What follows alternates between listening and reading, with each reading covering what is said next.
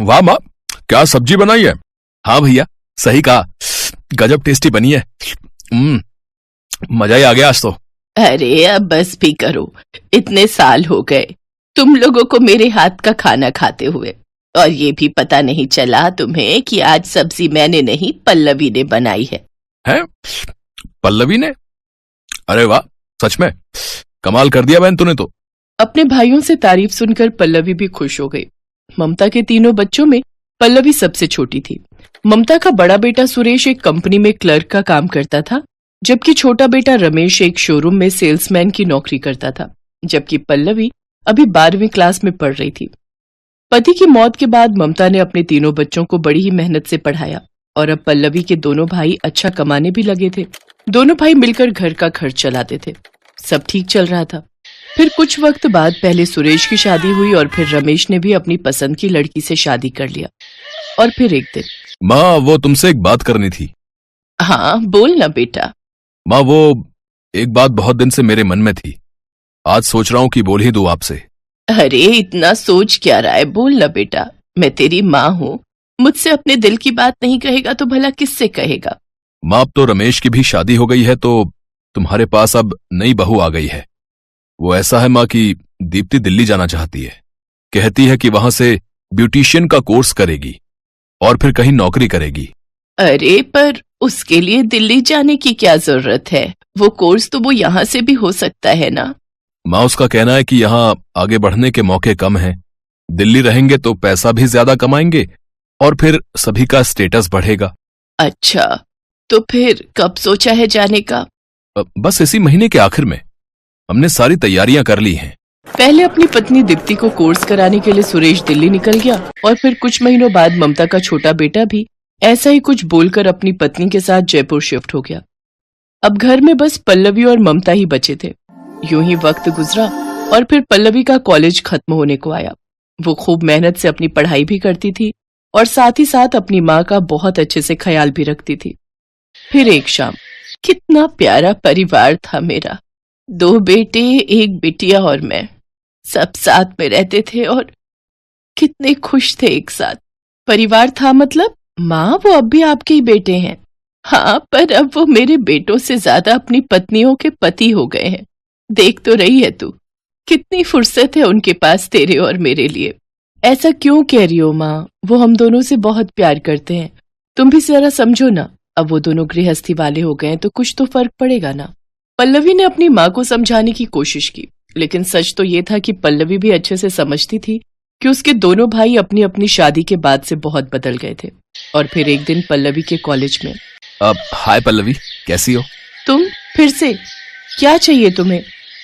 मुझे कुछ नहीं चाहिए। तो फिर तुम मेरा पीछा क्यों करते हो? नहीं तो नहीं, वो ऐसा नहीं है। वो तो मैं बस ये कहने आया था कि 1 महीने बाद कॉलेज का फाइनल ईयर खत्म हो जाएगा। हाँ तो सारे क्लासमेट्स पार्टी करना चाहते हैं, तुम आओगी पार्टी में? देखो मेरे पास ना फालतू पैसा है और ना ही इतना वक्त, समझे? पैसे की चिंता तुम मत करो, मेरा मतलब तुम्हारा मतलब मैं समझ गई। मुझ पर ना अपने पैसों की धौंस मत दिखाओ, समझे तुम? ये अमित है। अमित शहर के बड़े बिजनेसमैन का बेटा था। वो बहुत अमीर था, पर उसके बावजूद उसमें ना तो अकड़ थी और ना ही घमंड। वो पल्लवी को बहुत पसंद करता था, पर पल्लवी उसे जरा भी भाव नहीं देती थी। कॉलेज में अमित ने कई बार पल्लवी से अपने प्यार का इजहार करने की कोशिश की, लेकिन हर बार पल्लवी उसे झिड़क देती थी। पल्लवी की पढ़ाई पूरी हो चुकी थी तो अब वो घर पर ही रहती थी और अपनी माँ का बहुत अच्छे से ख्याल रख रही थी। लेकिन कुदरत को कुछ और ही मंजूर था। बूढ़ी माँ ने एक दिन अपनी आंखें बंद कर ली और इसके बाद पल्लवी एकदम अकेली हो गई। दोनों भाई अपनी अपनी पत्नियों के साथ ममता को आखिरी बार देखने आए। फिर ममता के अंतिम संस्कार के बाद उसी शाम, पल्लवी अब तुम हमारे साथ दिल्ली चलोगी, अपना सामान बांध लो। जी भैया। पल्लवी को लगा कि उसका बड़ा भाई उसकी चिंता करता है, इसीलिए उसे अपने साथ रखना चाहता है, लेकिन सच क्या है ये तो उसको पता ही नहीं था। अरे पल्लवी को हम साथ ले चलते हैं ना। पर वो तो भैया के साथ जा रही है ना, हम क्यों फालतू में जिम्मेदारी ले? उन्हें रखने दो पल्लवी का ख्याल। उफ, बड़े भोले हो तुम। ख्याल रखने नहीं बल्कि ख्याल रखवाने ले जा रहे हैं उसे। अब वो दोनों तो अपने अपने काम पर चले जाते हैं, तो फ्री फंड में घर के काम करने के लिए कोई मिल जाए तो क्या दिक्कत है? पहले माँ जी की वजह से बोल नहीं पाते थे, पर भाभी तो बहुत पहले से पल्लवी को अपने साथ ले जाना चाहती थी। मैंने एक बार सुना था उन्हें जेठ जी से ऐसा कहते हुए। अच्छा, तो अब हमें क्या करना चाहिए? कुछ नहीं, तुम भी जाकर जिद पकड़ लो कि पल्लवी हमारे साथ आएगी। अरे मैं भी तो काम करने जाती हूँ, तो मुझे भी तो किसी की मदद की जरूरत है। ठीक है, मैं जाकर बोलता हूँ। इसके बाद दोनों भाई पल्लवी को अपने साथ रखने की जिद करने लगे और ये देखकर पल्लवी को अपने भाइयों पर बड़ा गर्व हो रहा था। लेकिन उसे रत्ती भर भी अंदाजा नहीं था कि असल में उसके दोनों भाई उसे अपने घर की नौकरानी बनाना चाहते थे, वो भी बिल्कुल मुफ्त में। भैया, ऐसे तो फैसला नहीं हो पाएगा। मेरे पास एक तरीका है। ऐसा करते हैं, हम पल्लवी को बारी बारी अपने साथ रख लेते हैं। 2-2 महीनों का वक्त तय करते हैं। क्यों, ये ठीक रहेगा ना? हाँ, ये सही रहेगा, ऐसा ही करते हैं। और इस तरह से हो गया पल्लवी का बंटवारा। शुरुआत में तो सब ठीक ही रहा, लेकिन फिर धीरे धीरे पल्लवी के सामने उसके भाई भाभी की हकीकत खुलने लगी। वो सारे दिन घर के काम करती और फिर भी उसे हमेशा जली कटी बातें ही सुनने को मिलती। दोनों भाइयों के घर पल्लवी 2-2 महीनों के हिसाब से बारी बारी पहुंच जाती, लेकिन दोनों ही जगह उसकी कद्र नहीं थी। माँ, तुम सही कहती थी, दोनों भैया बहुत बदल गए हैं। देखो न, भाभियों ने मुझे नौकरानी बना दिया है। माँ, तुम मुझे छोड़कर क्यों चली गई? प्लीज वापस आ जाओ ना, प्लीज माँ। कॉलेज की पढ़ाई के बाद पल्लवी जॉब करना चाहती थी और दिल्ली जाने की बात सुनकर उसने जॉब करने के सपने बुनना भी शुरू कर दिया था, लेकिन ऐसा कुछ हो पाना नामुमकिन था। दोनों भाइयों के घरों में उसे पल भर की भी फुर्सत नहीं मिलती थी। पल्लवी का सारा समय इसी में निकल जाता था। बीतते वक्त के साथ रमेश और सुरेश पूरी तरह से भूल ही गए कि पल्लवी उनकी अपनी बहन है।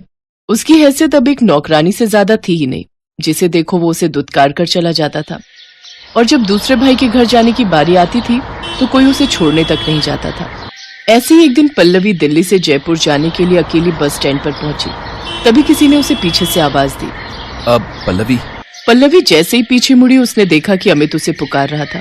पता नहीं क्यों, पर अमित को देखते ही पल्लवी के चेहरे पर मुस्कान आ गई और वो दौड़कर उसके पास गई। पल्लवी खुद नहीं जानती थी कि उसे क्या हुआ, पर वो फौरन अमित के गले लगकर बुरी तरह से रोने लगी। तब अमित ने उसका सिर सहलाते हुए बड़े ही प्यार से कहा, रो मत पल्लवी, मुझे सब पता है कि तुम्हारे साथ क्या कर रहे हैं तुम्हारे दोनों भाई। पल्लवी, मैं जानता हूँ कि तुम मुझे पसंद नहीं करती, लेकिन मैं तुमसे वादा करता हूँ, मैं तुम्हें बहुत खुश रखूंगा। प्लीज मुझ पर भरोसा करो। अमित के चेहरे पर बच्चे जैसा भोलापन था। सच तो ये था कि पल्लवी भी हमेशा से अमित को पसंद करती थी, लेकिन पहले अपने भाइयों के डर से ही उसने अमित से दूरी बनाए रखी।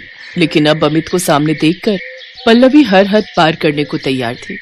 उसने अमित का हाथ हमेशा के लिए थामने का फैसला कर लिया और फिर हेलो, मैं अमित बात कर रहा हूँ। मैं पल्लवी का क्लासमेट था। भैया, अब आपको पल्लवी की चिंता करने की कोई जरूरत नहीं है, क्योंकि हम दोनों शादी करने जा रहे हैं। आप लोगों का आशीर्वाद चाहिए। मैं यहीं बस स्टैंड पर हूँ पल्लवी के साथ। इतना कहकर अमित ने फोन काट दिया और पल्लवी के दोनों भाई कुछ ही घंटों में बस स्टैंड पर पहुंच गए। और फिर अबे, तू है कौन बे? हैं? तेरी हिम्मत कैसे हुई हमारी बहन को बरगलाने की? और पल्लवी, ठहर जा, तेरी तो आज मैं टांगे तोड़ डालूंगा। तुझे रमेश के घर जाने के लिए भेजा था ना, और तू ये कर रही है?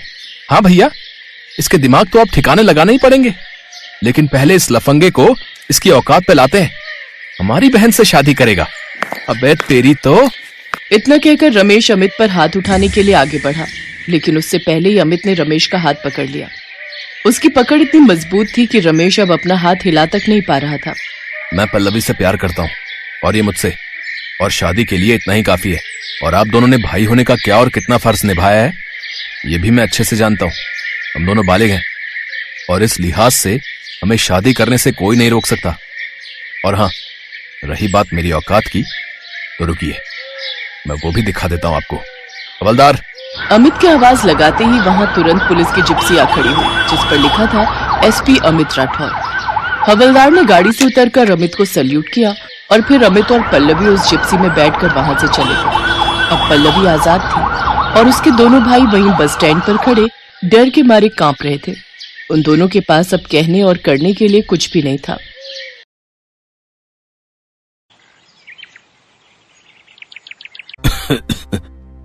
विष्णु, मेरे पास आओ बेटा। जी बाबूजी, मैं यहीं पर हूं आपके पास। एक दिन तो सबको जाना है, मेरा भी वक्त आ गया है। लक्ष्मी, तुम भी मेरे पास आकर बैठो बेटी। अब सुंदर कहाँ है? भैया रास्ते में है बाबूजी, बस पहुंचते ही होंगे। वो भी आ जाता तो ठीक रहता। तुम सबको एक जरूरी बात बतानी थी, कहीं उसके आने से पहले मेरे प्राण न निकल जाएं। ऐसा न कहिए पिताजी, आपको कुछ नहीं होगा। भैया भाभी बस आते ही होंगे। आएंगे, जरूर आएंगे वो, पर मेरे चले जाने के बाद और आते ही अपना हिस्सा मांगेंगे। अच्छे से जानता हूं उन दोनों को। तुम दोनों बहुत भोले हो और वो दोनों एक नंबर के चालाक। खैर, अब जो मैं बताने जा रहा हूं उसे ध्यान से सुनो। मैंने इस तरह बंसीलाल स्वर्ग सिधार गए और उनकी बात अधूरी ही रह गई। विष्णु और लक्ष्मी फूट फूट कर रोने लगे। बंसीलाल के 2 बेटे थे। बड़े बेटे का नाम सुंदर और उसकी पत्नी मालती थी, जबकि विष्णु उनका छोटा बेटा था और उसकी पत्नी लक्ष्मी थी। बंसीलाल हमेशा से विष्णु के घर पर ही रहते थे। विष्णु और लक्ष्मी उनकी खूब सेवा करते थे, जबकि सुंदर और मालती को तो हमेशा से बस बंसीलाल की जमीन जायदाद से ही मतलब था। जैसा कि बंसीलाल ने कहा था, उनकी मौत के बाद सुंदर और मालती वहाँ पहुँचे। विष्णु, पिताजी चल बसे क्या? जी भैया, हम अनाथ हो गए भैया। बाबूजी नहीं रहे। कोई बात नहीं, हिम्मत रख भाई। अच्छा ये बता, पिताजी ने जाते हुए कुछ कहा क्या? नहीं तो मतलब, अरे वही अपनी जमीन या खेत के बारे में कुछ? नहीं भैया, इस बारे में तो कुछ नहीं कहा।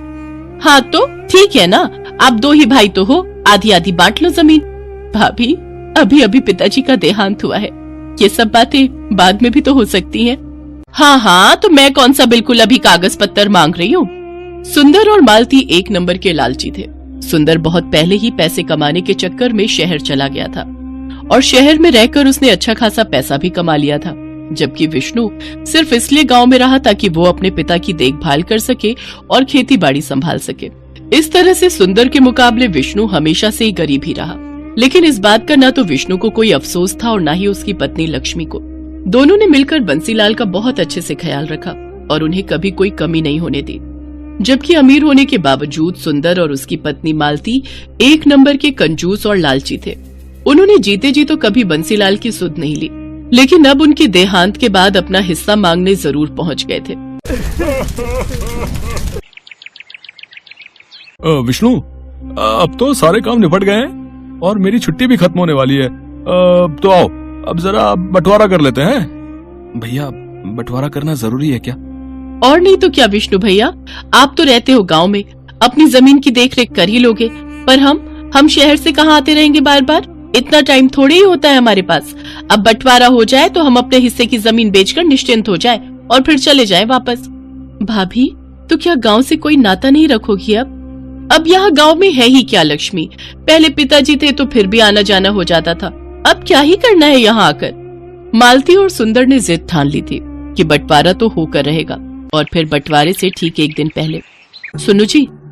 हाँ बताओ। मेरे पास एक कमाल का आइडिया है।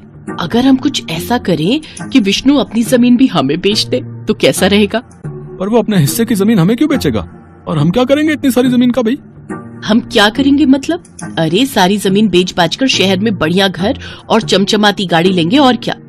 पर ऐसा होगा कैसे भाई? मालती ने सुंदर को अपने दिमाग की सारी खुराफात बता दी। फिर अगले दिन सुंदर सुबह विष्णु से बोला, विष्णु क्या कर रहे हो? खेत जा रहा हूँ भैया, बीज बोने हैं। अच्छा, तो तुम मेरे साथ तहसील नहीं चलोगे क्या? तहसील? वहाँ क्यों जाना है भैया? अरे वो पिताजी का मृत्यु प्रमाण पत्र लेकर जमीन अपने नाम ट्रांसफर करवानी पड़ेगी ना।